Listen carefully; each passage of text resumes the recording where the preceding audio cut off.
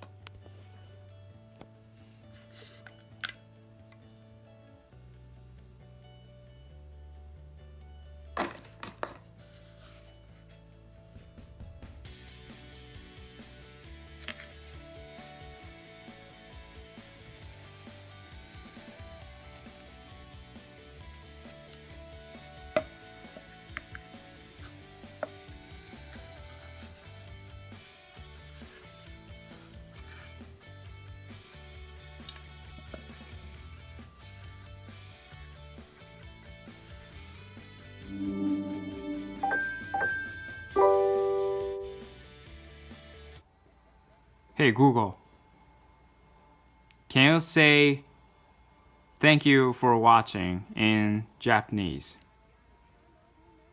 ご清覧ありがとうございました。